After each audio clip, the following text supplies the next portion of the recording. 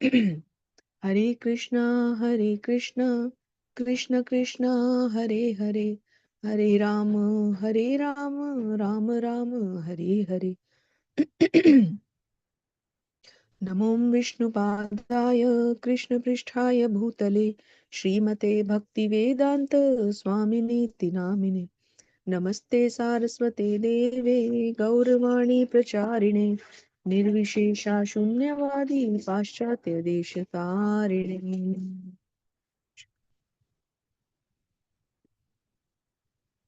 सभी शिक्षा और दीक्षा गुरुओं की जय। जगत गुरु श्रील प्रभुपाद महाराज की जय। हरे कृष्णा। सभी भक्तों को दंडवत प्रणाम। तो शुरुआत करते हैं आज के सेशन की।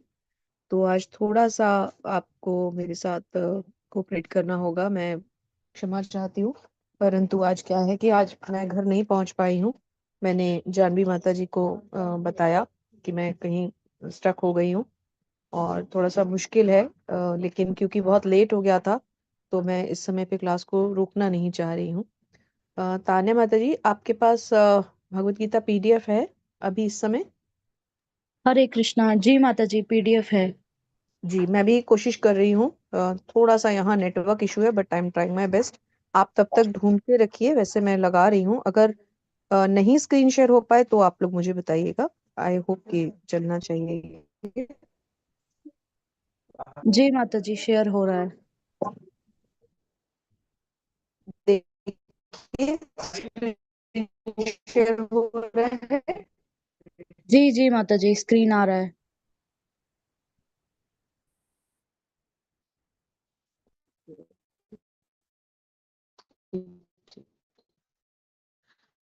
Actually, I was traveling by car and it broke down on the way.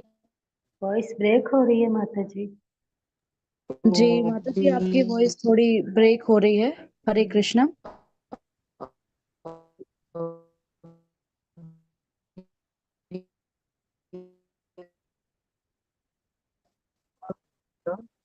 हाँ हाँ हाँ। तो थोड़ा सा हम लोग स्टक हो गए हैं यहाँ पर। मेरे बैकग्राउंड में भी थोड़ी नॉइज रहेगी, हम लोग रोड पर ही हैं, मैं गाड़ी भी बंद होकर के ही ले पा रही हूँ क्लास। अजीब सी परिस्थिति है आज। भगवान करें कि आज की क्लास ठीक चली जाए। ऐसी परिस्थितियां आती हैं, हर बार आती हैं, लेकिन भगवान हर बार।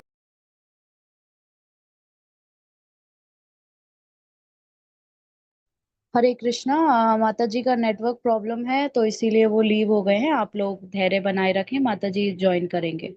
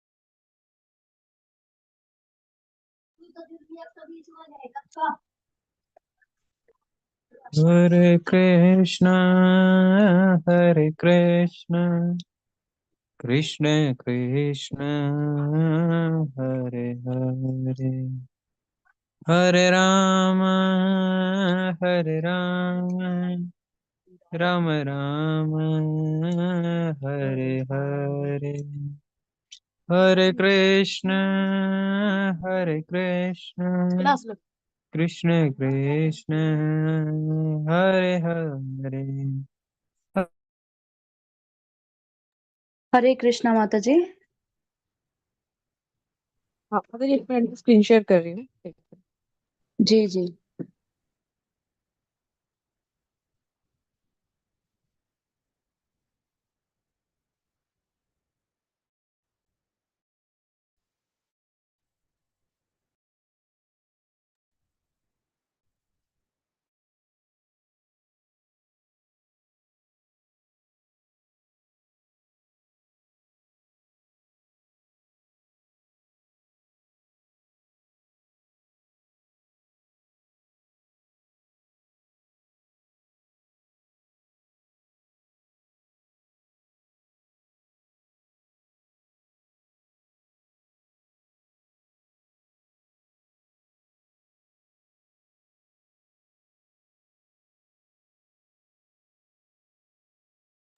जी माता जी, स्क्रीन शेयर हो रहा है।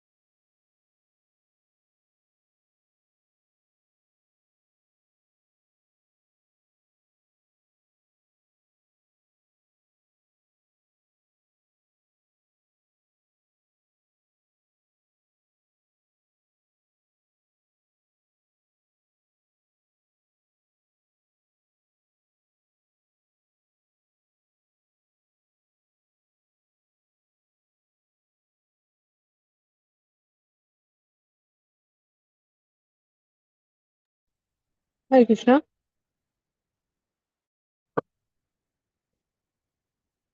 हरे कृष्णा। हरे कृष्णा माता जी। हाँ जी, आवाज आ रही है माता जी? जी जी माता जी, आवाज आ रही है।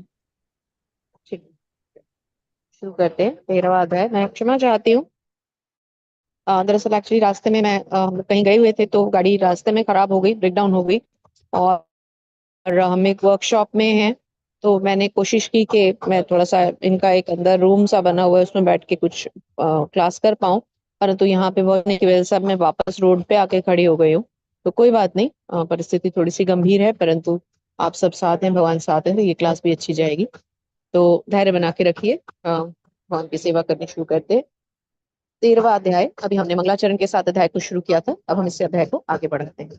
तो तान्या माता जी, आज हम थोड़ा रीडिंग वगैरह को लिमिट रखेंगे। तो जब तक आप क्लास में हैं आप लेते जाइए, अदरवाइज कोई एक लेते जाएं, क्योंकि हैंड रेज और ये सब मैनेज करना थोड़ा मुश्किल होगा। तो जब तक आप हैं तब तक आप केवल अनुवाद अनुवाद जितना जितना एक स्क्रीन पे नजर आता जाए, श्लोक संख्या के साथ, कि जैसे पहला और दूसरा श्लोक और उसका अनुवाद, ऐसे लेते जाइए जो आपको पीडीएफ में नजर आ रहा है। जी जी हरे। माता जी। हरे कृष्णा। अर्जुन उवाच प्रकृतिं पुरुषं चैव क्षेत्रं क्षेत्रज्ञमेव च एततेदेतिमिच्छामि ज्ञानं ज्ञेयं च केशव।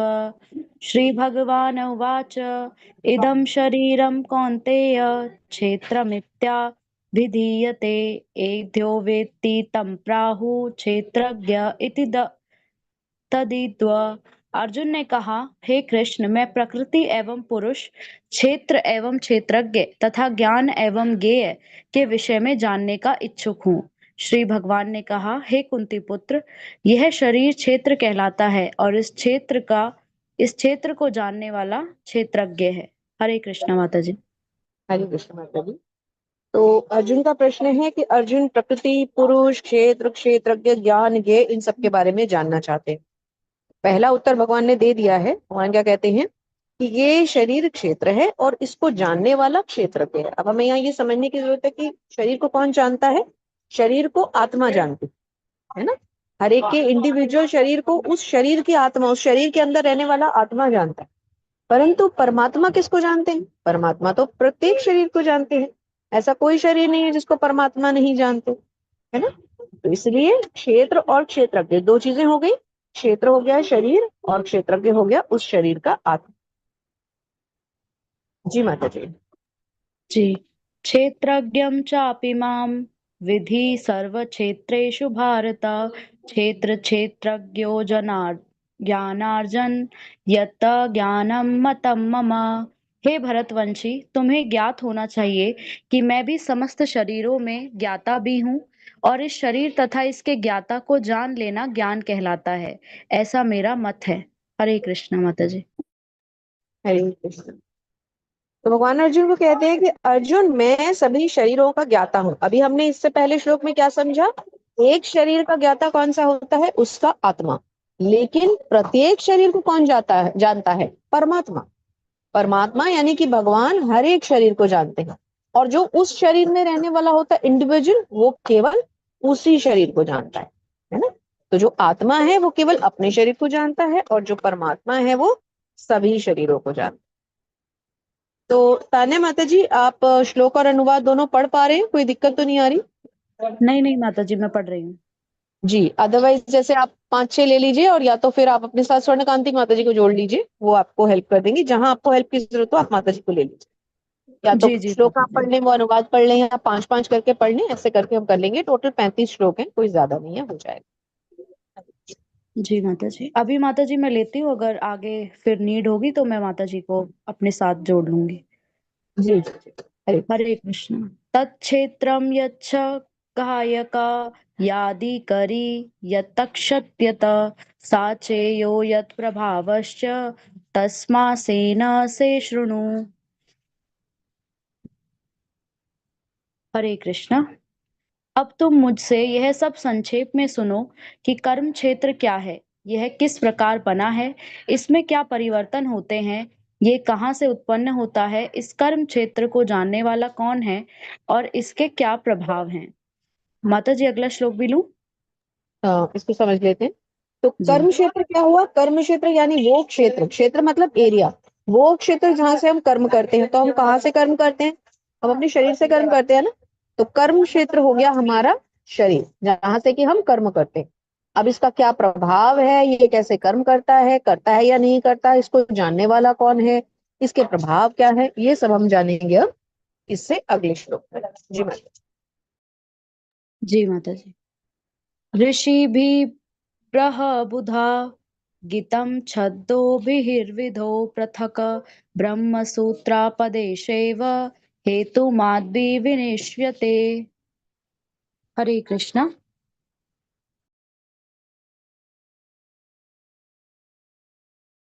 विभिन्न वैदिक ग्रंथों में विभिन्न ऋषियों ने कार्यकलापों के क्षेत्र तथा उन कार्यकलापों के ज्ञाता के ज्ञान का वर्णन किया है। इसे विशेष रूप से वेदांत सूत्र में कार्य कारण के समस्त तर्क समेत प्रस्तुत किया गया है। हरे कृष्णा माता जी। हरे कृष्णा। तो विभिन्न वैदिक ग्रंथों में भगवान क्या कह रहे हैं कि ऋषियों ने क्या किया, जो हमारे ऋषि मुनि थे उन्होंने क्या किया, उन्होंने क्षेत्र यानी कि शरीर और उसके कार्यकलापों के ज्ञाता के ज्ञान का वर्णन, ज्ञाता कौन है? भगवान, भगवान के ज्ञान का वर्णन किया। तो क्या बताया गया है कि जो ऋषि मुनि थे उन्होंने भगवान के ज्ञान का अपने ग्रंथों में वर्णन किया है। जैसे कि जो वेदांत सूत्र है वो किसका लिखा हुआ है?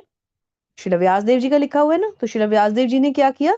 भगवान के ज्ञान का वर्णन करते हुए वेदांत सूत्र की रचना की, है ना।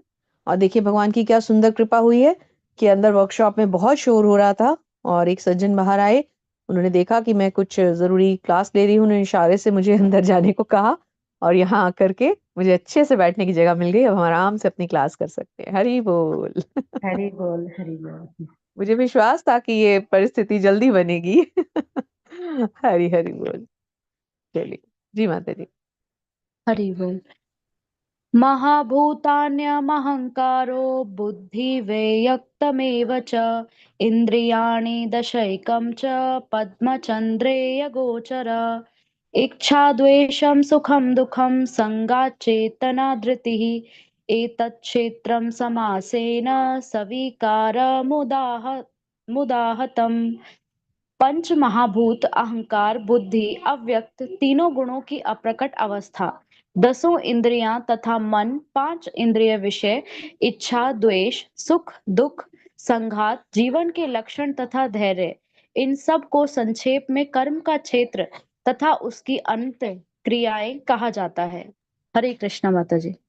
हरे कृष्ण माता जी। ये जो 24 तत्व हैं उनमें इन सब का वर्णन हो जाता है। कौन से हैं हमारे जो 24 तत्व होते हैं? 5 हमारे पंच महाभूत। सबसे पहले हम क्या लेंगे? 5 ज्ञानेंद्रियां, 5 कर्मेंद्रियां, 5 इंद्रिय विषय, पंच महाभूत और मन बुद्धि अहंकार और महत्त्व। रिपीट करते हैं आराम से, धीरे धीरे। तो 5 हमारी होती है ज्ञानेंद्रियां। ज्ञानेंद्रियां कौन सी होती है? जिनके द्वारा हम ज्ञान अर्जित करते हैं। जो हमारे फेस के ऊपर 5 चीजें हैं: नेत्र, कर्ण, नाक, जिह्वा और त्वचा। पांचों चीजें आंखों फेस पे आ जाती है ना। हमारी आंखें, हमारे कान, हमारा नाक, हमारी जिह्वा और हमारी त्वचा। इन्हीं से रिलेटेड हमारे होते हैं 5 इंद्रिय विषय। जैसे नेत्र का क्या हो गया? नेत्र क्या देखता है? रूप। कान क्या सुनते हैं? ध्वनि। नाक क्या सूंघता है? सुगंध। जीभ क्या लेती है? स्वाद। और त्वचा क्या लेती है? स्पर्श।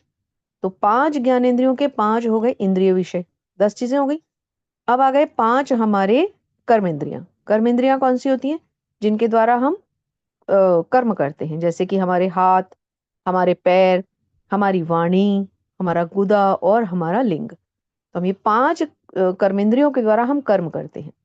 हाथों के द्वारा, पैरों के द्वारा, हमारे गुदा और लिंग के द्वारा, और हमारी वाणी के द्वारा, है ना। तो ये 5 कर्मेंद्रियां, वो 5 ज्ञानेंद्रियां, 5 ज्ञानेंद्रियों के 5 इंद्रिय विषय, 15 चीजें हो गई। पंच महाभूत, पंच महाभूत क्या है? पृथ्वी, जल, अग्नि, आकाश, वायु, सबको याद ही रहते हैं। 20 हो गए।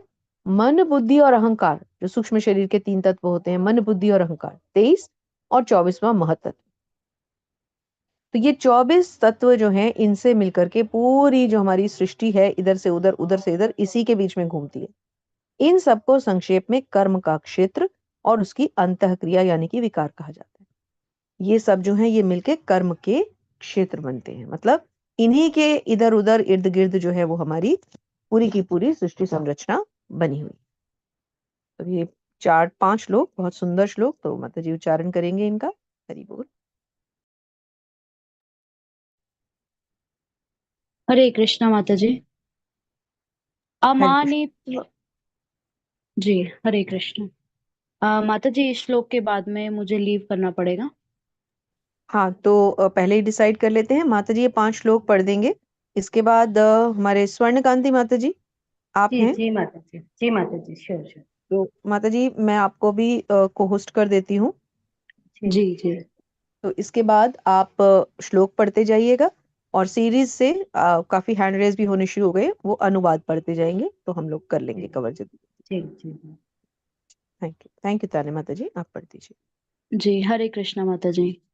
अमानित्वं मदाम्भिर्भक्त्वं महिंसा शान्तिरार्जवम् आचार्योपासनं शौचं सधैर्य आत्मा विनिग्रह इन्द्रियार्थेषु वैराग्य मन अहङ्कार एव च जन्म मृत्यु जरा व्याधि दुःखदोषानुदर्शनम् आसक्तिरनभिष्वगम् पुत्रदाराग्रहादिषु नित्यं च समेति चित्त तत्त्वमिष्ठानिष्ठो पापपित्तिषु मयि चानन्ययोगेन भक्तिव्यभिचारिणी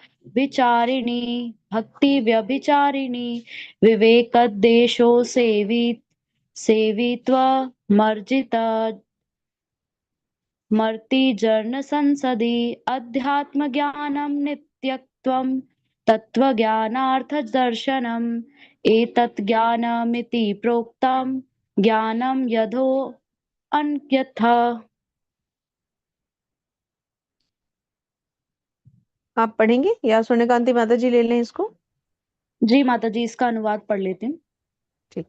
जी। विनम्रता, दंभहीनता, अहिंसा, सहिष्णुता, सरलता, प्रामाणिक गुरु के पास जाना, पवित्रता, स्थिरता, आत्मसंयम, इंद्रिय तृप्ति के विषयों का परित्याग, अहंकार का अभाव, जन्म मृत्यु वृद्धावस्था तथा रोग के द्वेष दोषों की अनुभूति, वैराग्य, संतान, स्त्री, घर तथा अन्य वस्तुओं की ममता से मुक्ति, अच्छी तथा बुरी घटनाओं के प्रति संभाव, मेरे प्रति निरंतर अनन्य भक्ति, एकांत स्थान में रहने की इच्छा, जन समूह के विलगांव, आत्म साक्षात्कार की महत्ता को स्वीकारना तथा परम सत्य की दार्शनिक खोज, इन सब को मैं ज्ञान घोषित करता हूँ और इनके अतिरिक्त जो भी है वह सब अज्ञान है। हरे कृष्णा माता जी।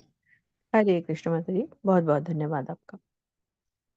तो भगवान ज्ञान और अज्ञान के बारे में बता रहे हैं। देखिए, जो ज्ञान भगवान ने जिन चीजों को डिक्लेयर किया है वो क्या क्या चीजें हैं? किसी के प्रति विनम्र होना, दम्भहीनता मतलब हमारे में घमंड ना होना।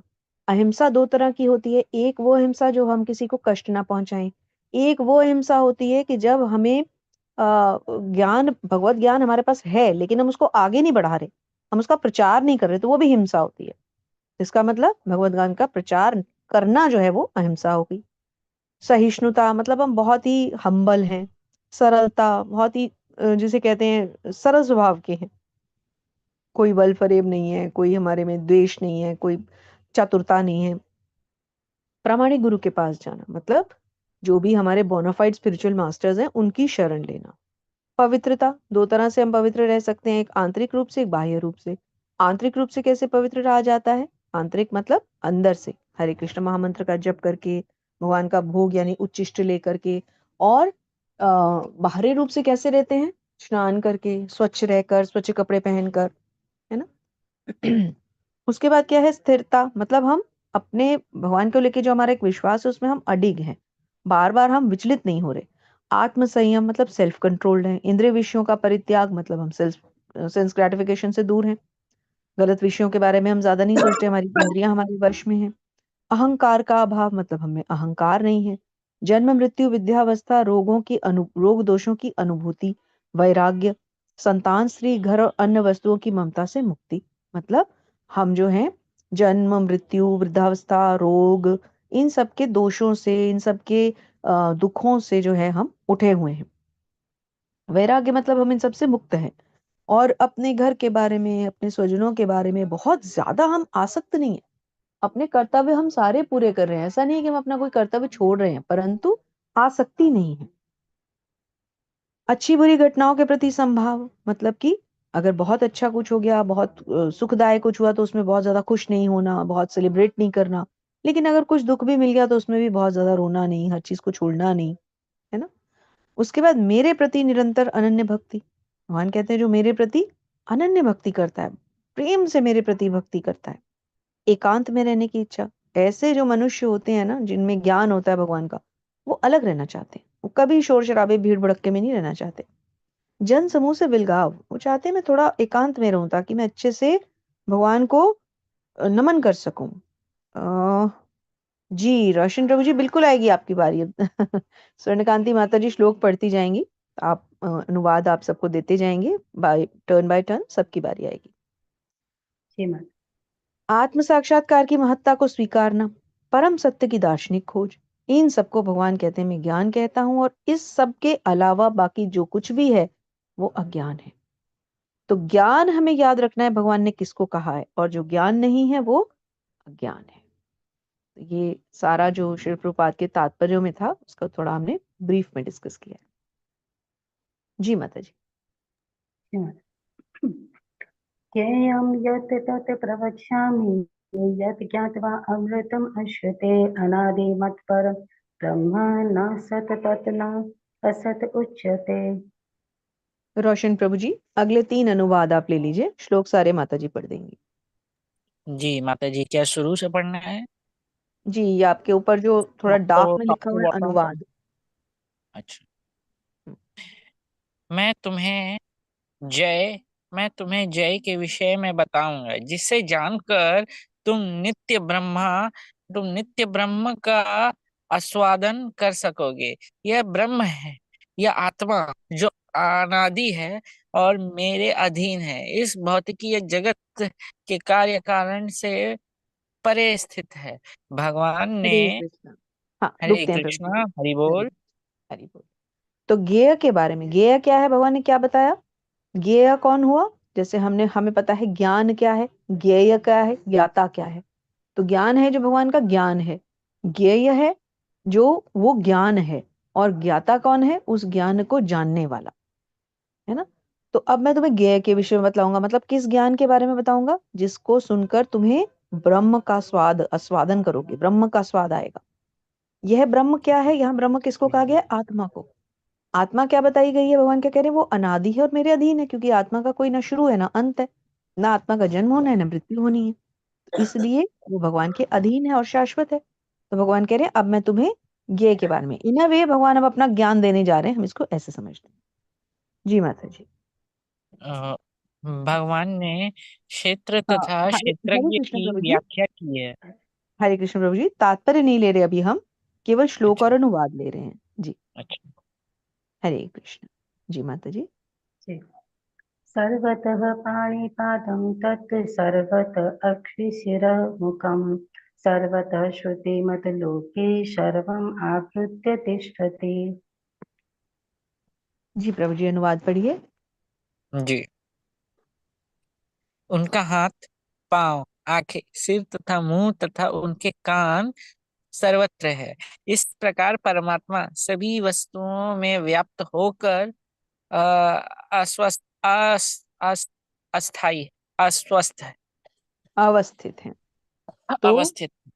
जी, भगवान के जो हाथ पैर हैं, भगवान के जो अ, अंग होते हैं, वो सब तरफ फैले होते हैं, सर्वत्र होते हैं। इस प्रकार परमात्मा सभी वस्तुओं में व्याप्त होकर अवस्थित है, क्योंकि भगवान हर जगह है। देखिए, तात्पर्य में श्रील प्रभुपाद ने कुछ समझाया भी है इस बारे में। हम थोड़ा सा इसमें से ले लेते हैं। तात्पर्य श्रील प्रभुपाद की जय। श्रील प्रभुपाद के द्वारा तात्पर्य: जिस प्रकार सूर्य अपनी अनंत रश्मियों को विकर्णीय करके स्थित है, उसी प्रकार परमात्मा या भगवान भी है। वे अपने सर्वव्यापी रूप में स्थित रहते हैं और उनमें आदि शिक्षक ब्रह्मा से लेकर छोटी सी चींटी तक के सारे जीव हैं। उनके अनंत सिर, हाथ, पांव तथा नेत्र हैं और अनंत जीव हैं। ये सभी परमात्मा में ही स्थित है। तो एक छोटी सी चींटी से लेकर के स्वयं ब्रह्मा जी तक सब कुछ कहाँ स्थित है? श्री भगवान के ही अंदर स्थित है। हरे कृष्ण माता जी। 15वां श्लोक। जी माता जी। सर्व सर्वेन्द्रियगुणभाषं सर्व इन्द्रियविवर्जितम् असक्तं सर्वभुजैव निर्गुणं गुणभक्तिं च। रोशन प्रभु जी। माता जी वो ये पूछ रहे हैं बिफोर ये श्लोक को पढ़ने से पहले कि आत्मा अगर परमात्मा के ही एक अंश है तो फिर उनसे अलग क्यों हो जाती है। जी, इसका प्रश्नों के उत्तर हम प्रभु जी बाद में लेते हैं। पहले 8 बजे के अंदर हमें दरअसल चैप्टर कंप्लीट करना है, फिर प्रश्न लेते हैं। जी। परमात्मा समस्त इंद्रियों के मूल स्रोत है, फिर भी वे इंद्रियों से रहित है। वे समस्त जीवों के पालन करता होकर भी अनासक्त है। वे प्रकृति के गुणों से परे हैं, फिर भी वे भौतिक प्रकृतियों के समस्त गुणों के स्वामी हैं। देखिए, आपके प्रश्न का आधा उत्तर तो यही मिल गया। परमात्मा समस्त इंद्रियों के मूल स्तोत्र हैं। जैसे कि परमात्मा इंद्रियों के भी स्तोत्र हैं और आत्माओं के भी स्तोत्र हैं। आपका प्रश्न आत्माओं पर था, यहाँ इंद्रियों के बारे में बताया गया, लेकिन उत्तर वही है। यही उत्तर को आप इंद्रियां हटा करके आत्मा लिख लीजिए तो आपका उत्तर बन गया। फिर भी इंद्रियों से रहित है, मतलब भगवान जो है उनकी कोई इंद्रियां ऐसी नहीं है जैसे हमारी इंद्रियां हमें कंट्रोल करती हैं, ऐसे भगवान को कोई उनकी इंद्रिय कंट्रोल नहीं कर सकती। उनकी तो एक इंद्रिय दूसरी इंद्रिय का कार्य भी कर देती। जैसे वो आंखों से खा भी सकते हैं, पैरों से चलने के सिवा देख भी सकते हैं, हाथों से देख भी सकते हैं, खा भी सकते हैं, चल भी सकते हैं। उनकी सारी इंद्रियां एक जैसा कार्य करती हैं। वे समस्त जीवों के पालनहर्ता होकर भी अनासक्त हैं। सब जीवों को पाल रहे हैं लेकिन किसी से आसक्त नहीं है। वे प्रकृति के गुणों से परे हैं, फिर भी वे भौतिक गुणों के स्वामी। हालांकि वो गुणों के नियामक हैं, वो गुणों को नियंता है वो गुणों के, लेकिन स्वयं किसी गुण में नहीं बंधते। 16वां श्लोक माता जी। जी माता।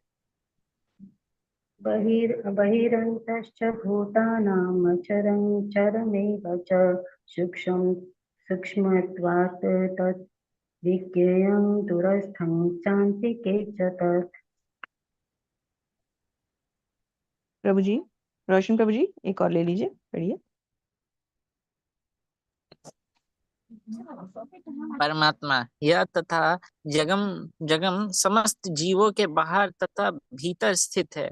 सूक्ष्म होने के कारण भौतिक इंद्रियों के द्वारा जाने या देखने से परे हैं। यद्यपि वे अत्यंत दूर रहते हैं, किंतु सबो हम सब के निकट भी है।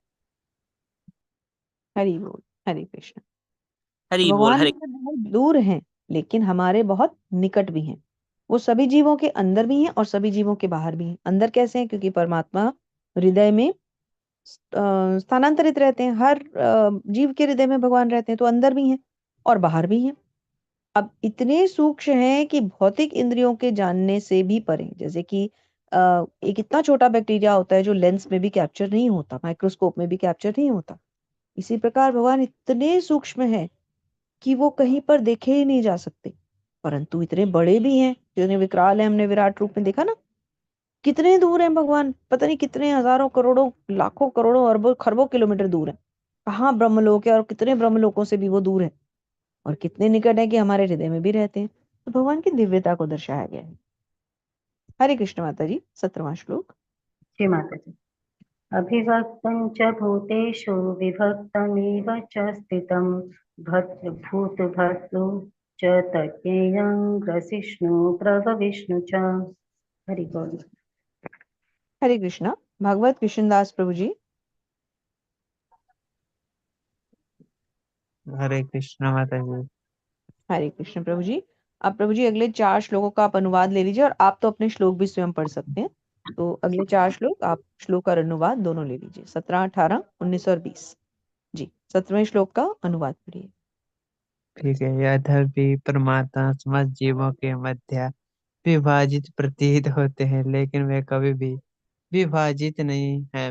वह एक रूप में स्थित है। यद्यपि वे प्रत्येक जीव का पालन करता है, लेकिन वह समझना चाहिए कि वह सबों सबको को जन्म देते हैं। धारण करता है और सब सबों को जन्म देते हैं। अभी चुप। आई हरे थिंक कृष्ण माता कृष्णदास जी। प्रभु जी हैं जो श्लोक पढ़ते हैं। सॉरी, हाँ, आपके नाम से कंफ्यूजन हो जाता है। कोई बात नहीं, कृष्णदास प्रभु जी अपने सारे श्लोक पढ़ लेंगे, आप केवल अनुवाद ही पढ़िए। ठीक है तो माता जी। यद्यपि परमात्मा समस्त जीवों के मध्य विभाजित प्रतीत होते हैं, मतलब भगवान जो है वो ऐसा लगता है कि जीवों के बीच में विभाजित है, परंतु भगवान को कोई विभाजित नहीं कर सकता। यहाँ तो आत्मा ही विभाजित नहीं हो सकती, उसी के खंड नहीं हो सकते, तो भगवान को कौन विभाजित कर सकता है। और वो हर जीव के पालन करता है। ऐसा नहीं है कि जो लोग उनसे भगवान की भक्ति करते हैं केवल वो उन्हीं को जो है उन्हीं का पालन करेंगे, बाकियों का नहीं करेंगे। वो तो सबका पालन करते हैं, है ना। तो वो कहीं पर भी डिवाइडेड नहीं है, ना ही किसी के लिए बायस है। जी माता जी, 18वां जय श्लोक। माता दी। हाँ जी। ज्योतिषामपि तत् ज्योति तमसः परम् उच्यते ज्ञानं ज्ञेयं ज्ञानगम्यं हृदि सर्वस्य विष्ठितम्। भागवत प्रभु जी, अनुवाद। हरे कृष्ण माता जी। वे समस्त प्रकाशमान वस्तुओं के प्रकाश स्रोत हैं। वे भौतिक अंधकार से परे हैं और अगोचर हैं। वे ज्ञान है, ज्ञेय है और ज्ञान के लक्षण है। वे सबके हृदय में स्थित हैं। हरे कृष्ण माता जी। हरे कृष्णा, हरि बोल। सबके हृदयों में स्थित है। अब भगवान ने क्लियर बता दिया कि भगवान कहाँ है। भगवान सबके हृदयों में रहते हैं। वो सभी प्रकाशमान वस्तुओं के स्तोत्र हैं। तो जो हमें ज्ञान भगवान से मिलता है, उसके उस ज्ञान का, जो भी ज्ञान हमारे पास आज है, उस ज्ञान का स्तोत्र कौन है? स्वयं भगवान। और उस ज्ञान को जानने का कारण क्या है? क्योंकि हम भगवान को जानना चाहते हैं, समझना चाहते हैं। हर प्रकार के ज्ञान के लक्ष्य भी स्वयं भगवान ही है। हरे कृष्ण माता जी, 19वां जी श्लोक। जी। इति क्षेत्रं तथा ज्ञानं ज्ञेयं च उत्तम समासतः समासतः मद्भक्तः एतत् विज्ञाय मद्भावाय उपपद्यते। हरि बोल। भागवत प्रभु जी। हरे कृष्ण। इस प्रकार मैंने कर्म क्षेत्र, ज्ञान तथा ज्ञेय का संक्षेप के वर्णन किया। इसे केवल मेरे भक्त ही पूरे तरह समझ सकते हैं और इस तरह मेरे संभाव को प्राप्त कर सकते हैं। हरे कृष्ण हरे माता जी। हरे कृष्ण। भगवान कहते हैं, मैंने शरीर का वर्णन कर दिया, ज्ञान का वर्णन कर दिया, परंतु इसे समझ कौन सकता है? इसको केवल वो समझ सकता है जो भगवान को भक्ति से समझेगा। यदि हम इसको किसी नॉलेज की तरह लेंगे, किसी बुक की तरह लेंगे, किसी ग्रंथ की तरह लेंगे, तो हम नहीं समझ सकते। हमें भक्ति से भगवत गीता और भागवतम को साक्षात भगवान समझ के समझना चाहिए। ऐसे लगना चाहिए कि भगवान सामने बैठ के हमें पढ़ा रहे हैं, फिर हमें समझ में आएगा। और श्रद्धा रख के चलनी चाहिए, अदरवाइज हम नहीं समझ पाएंगे कभी। हरे कृष्ण माता जी, हाँ जी। 20वां हाँ श्लोक। जी माता जी। श्योर। प्रकृतिं पुरुषं चैव बुद्धि अनादि उभ अपि विकारं च गुणं च एव विधि प्रकृति संभवान्। हरि बोल माता। हरे प्रभु जी, भागवत प्रभु हरे जी। कृष्ण। हरे कृष्ण।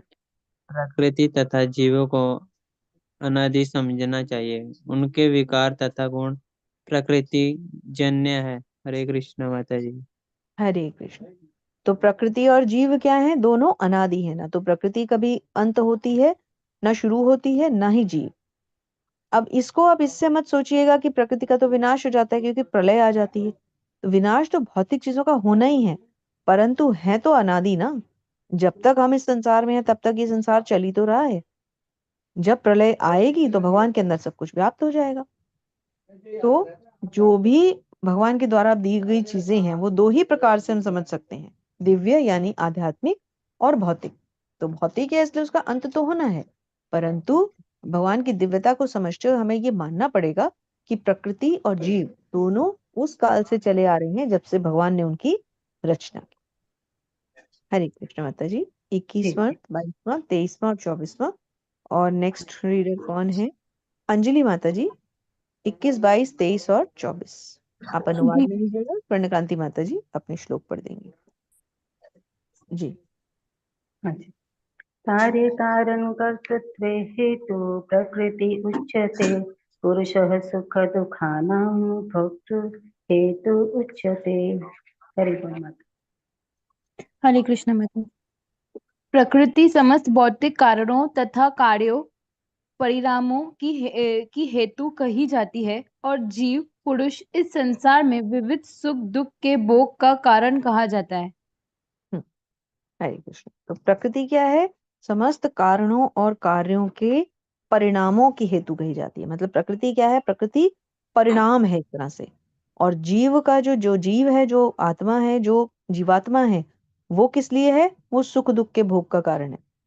क्यों है? क्योंकि देखिए जीव क्या करता है, जीव कोई कर्म करता है, कर्म करने के बाद उसको उस कर्म का फल भोगना पड़ता है, और फल भोगने के कारण वो किसी न किसी कर्म बंधन में फंस जाता है। तो इसलिए जो जीव है वो फल भोगने के लिए आता है, और जो प्रकृति है वो परिणाम देखने के लिए आती है। हरे कृष्ण।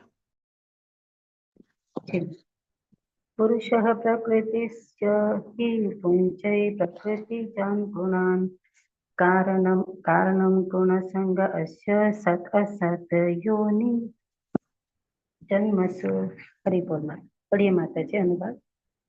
हरे कृष्ण। इस प्रकार जीव प्रकृति के तीनों गुणों का भोग करता हुआ प्रकृति में ही जीवन बिताता है। यह उस प्रकृति के साथ उसकी संगति के कारण है। इस तरह उसे उत्तम तथा अधम योनियां मिलती रहती है।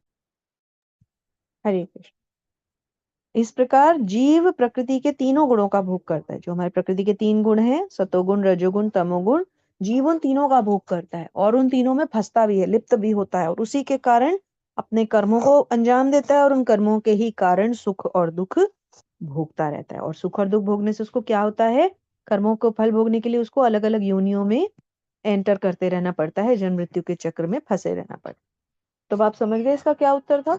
जो लास्ट श्लोक था उसको इससे कैसे हमने रिलेट किया कि जो जीव है और जो प्रकृति है उसका क्या आपस में रिलेशन हो गया, कि प्रकृति मनुष्य को तीन तरह के गुण देती है, सतोगुण, रजोगुण, तमोगुण, और जीव जो है उन तीनों गुणों को भोगता है और भोगते हुए कर्म करता है, और कर्म के कारण कर्म के फलों में बंधता है, मृत्यु और जन्म के चक्र में फंसता है, और अलग अलग योनियों में घूमता रह जाता है।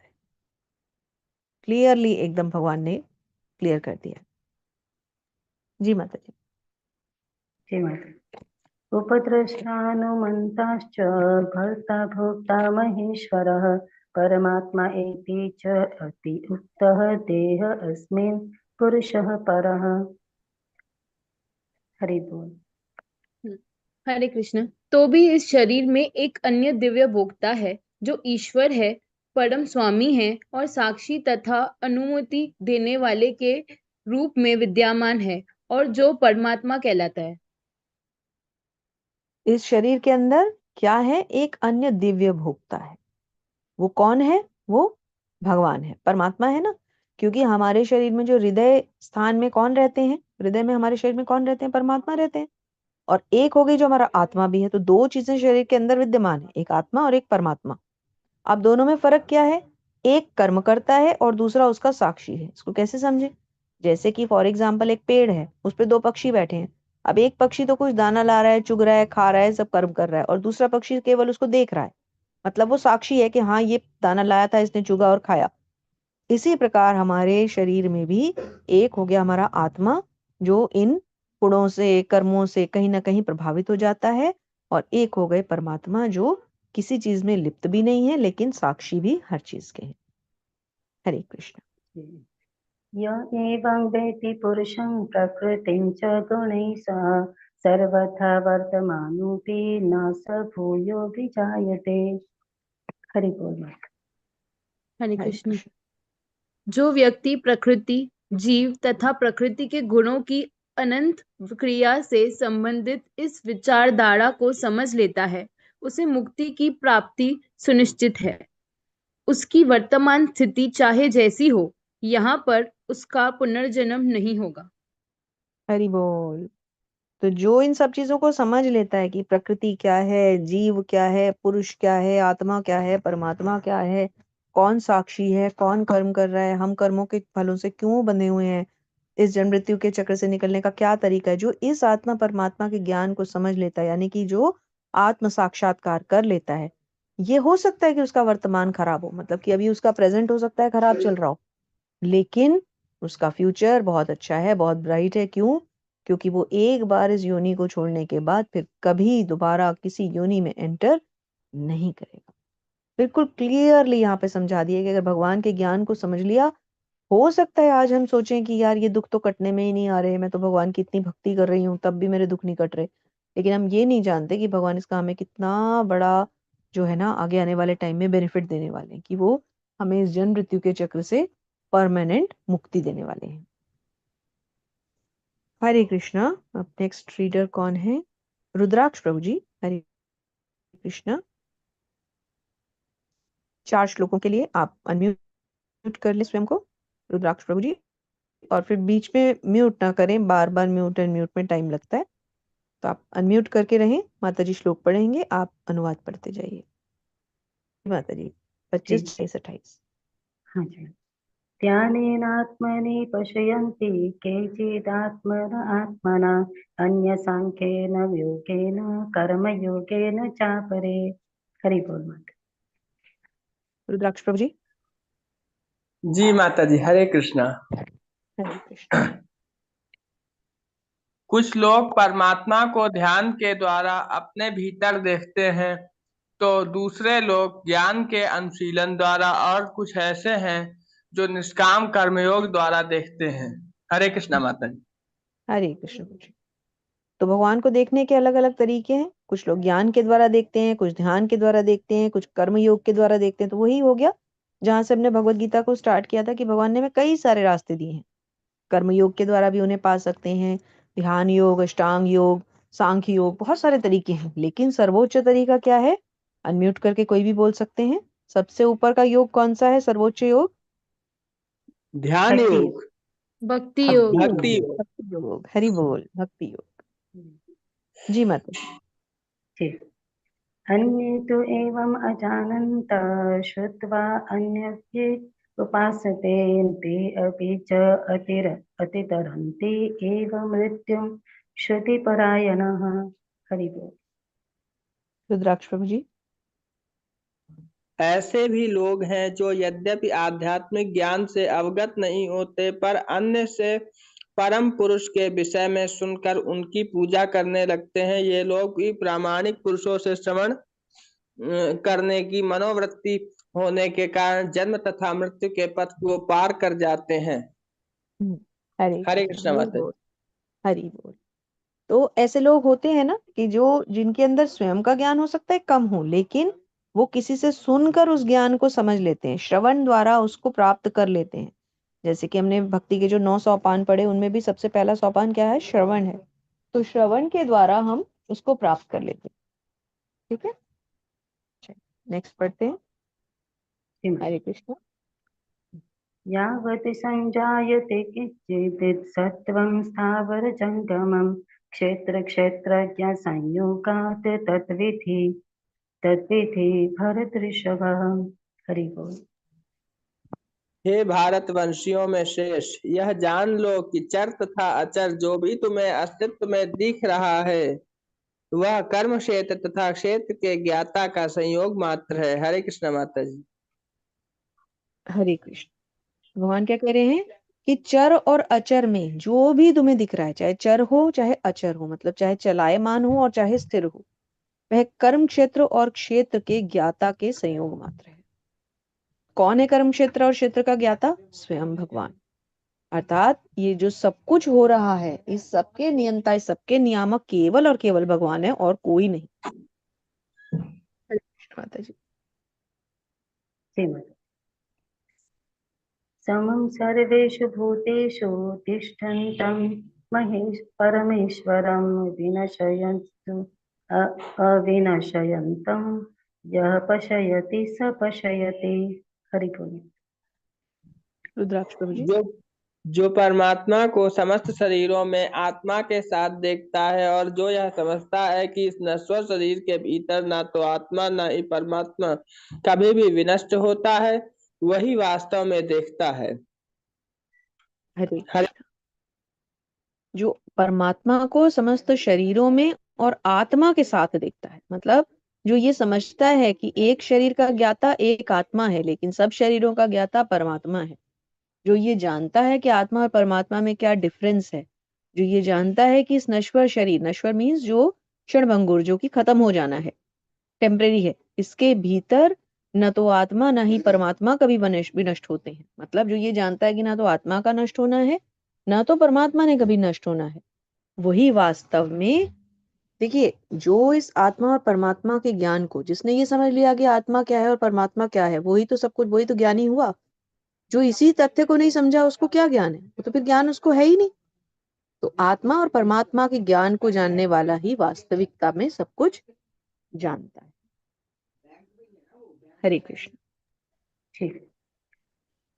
समं पश्यन् हि सर्वत्र समवस्थितमीश्वरं न हि नस्ति आत्मन आत्मनं ततः याति परं गतिम्। हरि बोल माता। हरे कृष्ण। विनीता माता जी, अगले 4 श्लोक। जो परमात्मा को समस्त शरीरों में आत्मा के साथ देखता है और जो यह समझता है कि इस नश्वर क्षमा कीजिए, क्षमा कीजिए प्रभु जी, अगला था, ये 29 था। जी, आप पढ़ना चाहते हैं तो एक पढ़ लीजिए, ये जो व्यक्ति परमात्मा को सर्वत्र, यहाँ से पढ़िए 29।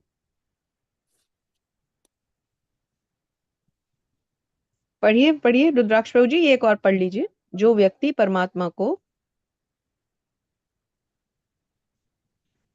चलिए कोई बात नहीं, म्यूट हो गए हैं वो। विनीता माता जी, आप पढ़िए।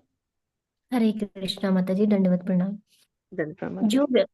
जो व्यक्ति परमात्मा को सर्वत्र तथा प्रत्येक जीव में समान रूप से वर्तमान देखता है, वह अपने मन के द्वारा अपने आप को भ्रष्ट नहीं करता। इस प्रकार वह दिव्य गंतव्य को प्राप्त करता है। हरे कृष्णा माता जी। हरे कृष्ण। दिव्य गंतव्य को प्राप्त करना अर्थात भगवत प्राप्ति, भगवान को प्राप्त करना। भगवान को प्राप्त करना ही तो हमारा गंतव्य है, वो तो हमारा फाइनल डेस्टिनेशन है ना। जो व्यक्ति परमात्मा को सर्वत्र और प्रत्येक प्रत्येक जीव में देखता है, अर्थात जो ये समझता है कि जो भगवान है वो हर जीव के अंदर समान रूप से जो है स्थित है, स्थिर है, और जो अपने मन के द्वारा अपने आप को भ्रष्ट नहीं करता, अर्थात जो मन के पीछे नहीं भागता, मन को कंट्रोल में रखता है, वही वास्तविकता में दिव्य गंतव्य अर्थात भगवान को प्राप्त कर सकता है। तो भगवान को प्राप्त करने की 2 क्वालिफिकेशंस क्या हो गई? एसेंशियल क्राइटेरियन क्या है? एक, प्रत्येक जीव में समान रूप से भगवान को देखना, और दूसरा, मन को कंट्रोल में रखना, इंद्रियों और मन को कंट्रोल रखना। जी माता जी। प्रकृतैव च कर्माणि क्रियमाणानि सर्वशः यः पश्यति तथात्मानम् अकर्तारं स पश्यति। हरि बोल। हरे कृष्णा माता जी। जो यह देखता है कि सारे कार्य शरीर द्वारा संपन्न किए जाते हैं, जिसकी उत्पत्ति प्रकृति से हुई है, और जो देखता है कि आत्मा कुछ भी नहीं करता, वही यथार्थ में देखता है। हरे कृष्णा। हरे कृष्ण। तो जो मनुष्य ये समझता है कि जो कार्य हैं वो शरीर के द्वारा संपन्न किए जाते हैं, आत्मा के द्वारा संपन्न नहीं किए जाते। आत्मा तो केवल साक्षी होता है, आत्मा देखता है, करता कुछ नहीं है। आत्मा शरीर को कर्म करते हुए देखता है, और परमात्मा अंदर से स्वीकृति देते हैं। मतलब जो आत्मा और परमात्मा के इस ज्ञान को समझता है, वही वास्तविकता में सब कुछ देखता है। वही मतलब, वही देखता है, मतलब वही ज्ञानी है, वही बुद्धिमान है, ऐसे समझिए। जी माता। यदा भूतपृथक् भावम् एकस्थम् अनुपश्यति ततः एव च विस्तारं ब्रह्म सम्पद्यते तदा। हरि बोल माता। हरे कृष्णा। जब विवेकवान व्यक्ति विभिन्न भौतिक शरीरों के कारण विभिन्न स्वरूपों को देखना बंद कर देता है और वह देखता है कि किस प्रकार से जीव सर्वत्र फैले हुए हैं, तो वह ब्रह्म बोध को प्राप्त होता है। हरे कृष्णा। हरे कृष्ण। माता जी आवाज कट रही है क्या हमारी, मेरी या नहीं विनीता माता जी की? नहीं माता जी, बहुत अच्छी आ रही। रुद्राक्ष प्रभु जी एक बार अपना नेटवर्क चेक कीजिए, मुझे लगता है हो सकता है आपके नेटवर्क में कोई इशू हो। माता जी बीच बीच में कटती फिर आ जाती, फिर कटती फिर आ जाती, ऐसा हो रहा है अच्छा, तो थोड़ा एक्चुअली मेरे मैं में। रोड के उधर हूँ ना, तो हो सकता है कि यहाँ पर बहुत अच्छा नेटवर्क ना चल रहा हो सकता है 1%। तो देखते हैं, जितना भी चल पा रहा है इतना ही चल पाएगा शायद। जो हरी इच्छा। तो जो विवेकवान व्यक्ति होता है, अर्थात जो एक बुद्धिमान व्यक्ति है, जो भगवान के सारे ज्ञान को समझता है, वो क्या देखता है? भौतिक शरीरों के कारण विभिन्न स्वरूपों को देखना बंद कर देता है और यह देखता है किस प्रकार जीव सर्वत्र फैले हुए हैं। अर्थात वो ये समझता है कि जो जीव है वो अलग अलग योनियों में चल रहे हैं। जीव कोई ऐसा नहीं है कि एक जो हम मनुष्य देख रहे हैं केवल मनुष्य ही जीव है, जीव तो सारे हैं ना, जितनी योनियां हैं, 84 लाख योनियां, सबके सभी तो जीव हैं। तो वही व्यक्ति जो है वो ब्रह्म बोध को प्राप्त करता है। क्यों? क्योंकि वो समझता है कि प्रत्येक जीव भगवान का अंश है। ऐसा नहीं कि खाली मनुष्य भगवान का अंश है, पेड़ पौधे भी भगवान का अंश है, क्योंकि वो भी जीव है, उनके भी हृदय में परमात्मा रहते हैं। तो जो ये दो चीजों को समझता है कि आत्मा एक इंडिविजुअल हो गया और परमात्मा जो सबके अंदर व्याप्त है, वही वास्तविकता में बुद्धिमान है, वही वास्तविकता में भक्ति मार्ग को प्राप्त कर सकता है। जी माता ठीक। जी, और ले लीजिए। जी जी।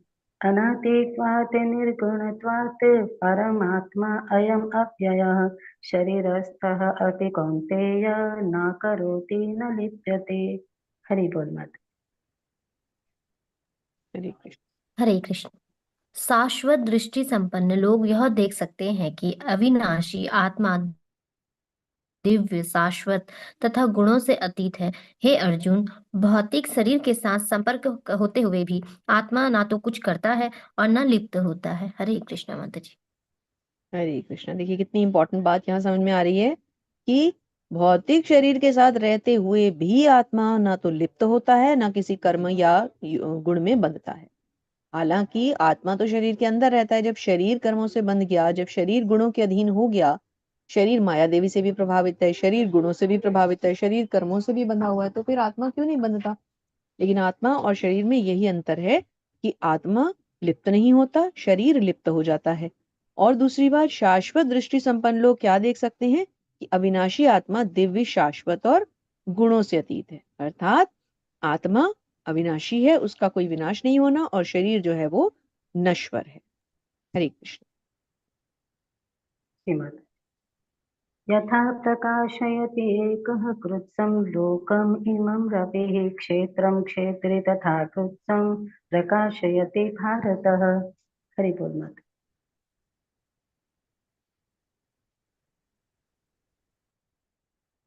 हरे कृष्णा। यद्यपि आकाश सर्वव्यापी है, किंतु अपनी सूक्ष्म प्रकृति के कारण किसी वस्तु से लिप्त नहीं होता। इसी तरह ब्रह्म दृष्टि से स्थित आत्मा शरीर में स्थित रहते हुए भी शरीर से लिप्त नहीं होता। हरे कृष्णा माता जी। हरे कृष्ण। तो भगवान ने बिल्कुल साफ बता दिया है कि आत्मा शरीर के अंदर रहते हुए भी इस शरीर और शरीर के किसी भी कर्म गुण किसी चीज से लिप्त नहीं होता, वो स्वतंत्र है हर तरह से।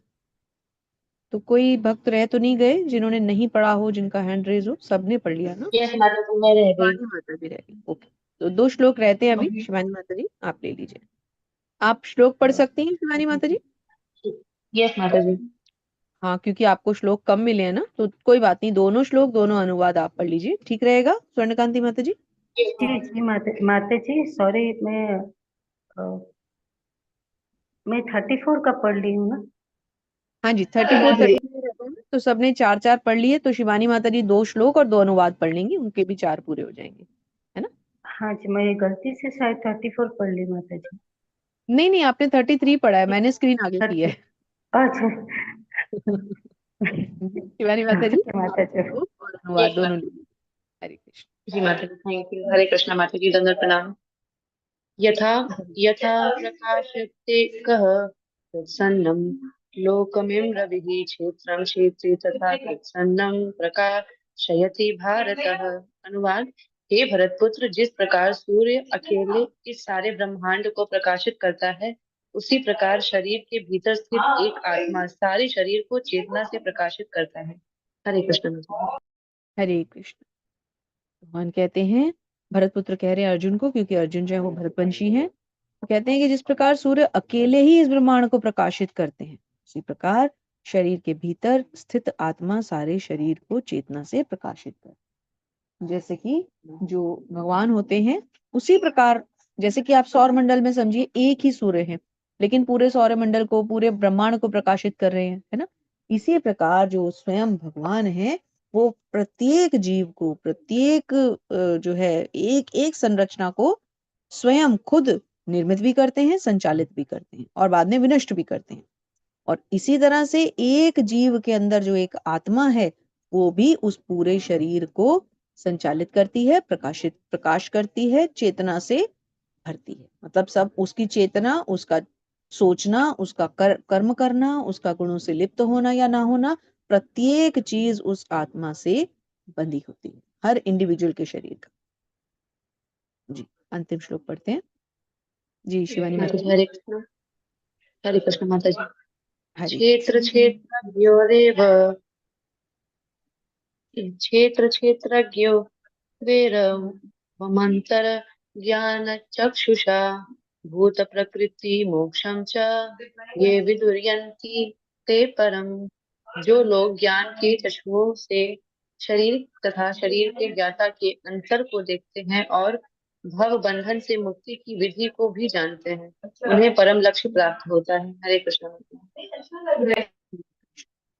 तो क्या कहते हैं भगवान? कहते हैं जो लोग ज्ञान के चक्षुओं से, जैसे अगर हम इस भगवत गीता के हर एक श्लोक को, हर एक तात्पर्य को यदि हम ज्ञान चक्षुओं से नहीं समझेंगे, यदि हम दिव्यता के साथ इसको ग्रहण नहीं करेंगे, यदि हम भगवान के इस ज्ञान को श्रद्धा के साथ नहीं समझेंगे, तो हमें समझ में नहीं आएगा ये क्षेत्र क्या है, क्षेत्रज्ञ क्या है। हम बिल्कुल परेशान हो जाएंगे इसको देखकर। यकीन मानिए, मैंने जब पहली बार भगवत गीता पढ़ी तो मुझे लगा चैप्टर 13 तो सब में से मुश्किल है। कितनी सारी टर्म्स आ गई इसमें, ज्ञान, ज्ञेय, ज्ञाता, शरीर, क्षेत्र, कर्म क्षेत्र, क्षेत्रज्ञ, ये क्या है ये सब? तो ऐसे लग रहा था कि अरे यार, ये तो हम पता नहीं कौन सी क्लास में वापस पहुंच गए, इतना याद करना पड़ेगा। और अब अगर आप देखिए, आप जब 10-12 बार भगवत गीता पढ़ लेते हैं ना, तो आपको ऐसे लगता है कि एक्चुअली इस चैप्टर में सिर्फ और सिर्फ एक ही चीज बताई गई है, कुछ भी नहीं है इसमें। और भगवान एक ही चीज पे फोकस कर रहे हैं। भगवान यही बताए जा रहे हैं कि आत्मा और परमात्मा के ज्ञान को समझो। आत्मा शरीर के अंदर शरीर को चलाता है, परमात्मा उसके साथ रहता है, और दोनों अलग अलग है। दोनों के अंतर को ही भगवान समझाए जा रहे हैं। और हम इसको पढ़ के ऐसे समझते हैं जैसे अरे पता नहीं कौन से बड़े बड़े बाउंसर्स फेंक दिए भगवान ने जो हमारे सर के ऊपर से जा रहे हैं। ऐसा नहीं है। जब हम भक्ति पूर्वक इसको समझेंगे, जब हम गुरु से समझेंगे, जैसे कि हम श्रील प्रभुपाद से समझ रहे हैं इस वक्त, तो हमें सब कुछ समझ में आएगा। बस हमारे ज्ञान चक्षु खुले होने चाहिए। अब हम इसके तात्पर्य में से थोड़ा सा लास्ट पैराग्राफ थोड़ा पढ़ते हैं। तो शिवानी माता जी, आप अंतिम पैराग्राफ पढ़ दीजिए प्लीज। हरे कृष्ण। हरे कृष्ण। तात्पर्य। श्रील प्रभुपाद की जय। मनुष्य यह तो समझ सकता है कि यह शरीर पदार्थ है और इसे 24 तत्वों में विश्लेषित किया जाता है। शरीर स्थूल अभिव्यक्ति है और मन तथा मनोवैज्ञानिक प्रभाव सूक्ष्म अभिव्यक्ति हैं। जीवन के लक्षण इन्हीं तत्वों की अंतः क्रिया विकार है, किंतु उनसे भी ऊपर आत्मा और परमात्मा है। आत्मा तथा परमात्मा दो है। यह भौतिक जगत आत्मा तथा 24 तत्वों के संयोग से कार्यशील है। जो संपूर्ण भौतिक जगत की इस रचना को आत्मा तथा तत्वों के संयोग से हुई मानता है और परमात्मा की स्थिति को भी देखता है, वही वैकुंठ लोक जाने का अधिकारी बन पाता है। ये बातें चिंतन तथा साक्षात्कार की हैं। मनुष्य को चाहिए कि गुरु की सहायता से इस अध्याय में भली भांति समझ ले। इस प्रकार भगवत गीता के 13वें अध्याय प्रकृति, पुरुष तथा चेतना का भक्ति वेदांत तात्पर्य पूर्ण हुआ। हरे कृष्ण। श्रील प्रभुपाद। हरे कृष्ण। श्रील प्रभुपाद की जय। तो भौतिक जगत की संरचना को समझना, यानी कि ये आत्मा और उसके तत्वों के मिलन से ही बना हुआ है, यही समझना हमारे लिए बहुत इंपॉर्टेंट है। आत्मा को समझना क्यों इंपॉर्टेंट है? क्योंकि आत्मा हर जीव के अंदर है। परमात्मा को समझना क्यों इम्पोर्टेंट है? क्योंकि परमात्मा ना होते तो हम इस रचना का भाग ही ना होते। तो जो आत्मा और शरीर के और आत्मा और परमात्मा के अर्थात इन ऑल आत्मा, शरीर और परमात्मा और ऑब्वियसली प्रकृति, जो इन तीनों चारों चीजों को समझ लेता है, इसीलिए तो इस अध्याय का नाम प्रकृति, पुरुष और चेतना है। प्रकृति क्या है? ये प्रकृति जिसमें हम रहते हैं। पुरुष कौन है? हमारा जीव। परम पुरुष कौन है? भगवान। चेतना क्या है? वो कॉन्शियसनेस यानी कि आत्मा। आत्मा ही तो हमें चेतना प्रदान करता है। तो जो इन तत्वों को समझ लेता है वो हर प्रकार के ज्ञान को प्राप्त करके भगवान की भक्ति में अग्रसर हो सकता है। यहाँ पे हमारा अध्याय संपूर्ण होता है। हरे कृष्ण। अब पहले चैट बॉक्स एक बार ओपन कर रही हूँ। एक मिनट। किसी ने पूछा था कि कोई प्रश्न है शायद आपके। रोशन सिंह प्रभु जी ने प्रश्न पूछा। जी प्रभु जी, प्रश्न पूछिए।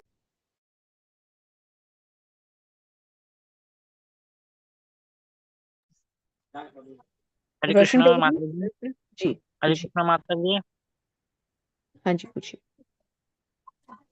जी माता जी, वो ये पूछने का था कि हम लोगों की जो चेतना होती है, जैसे दामोदर लीला में भगवान जब भूल अनजाने तो नहीं बोलना चाहिए लेकिन बोल रहे, जो कुबेर के दो पुत्रों को मुक्ति दिलाया था अपने घर के आंगना में, आपको तो याद होगा दामोदर लीला के बारे में तो आप जानती होंगे माता जी। एक मिनट प्रभु जी, मैं YouTube से इसको ऑफ करने का ऑप्शन देख रही हूँ। एक सेकंड रुकिए, कि पहले हमें इसको ऑफ करना होता है।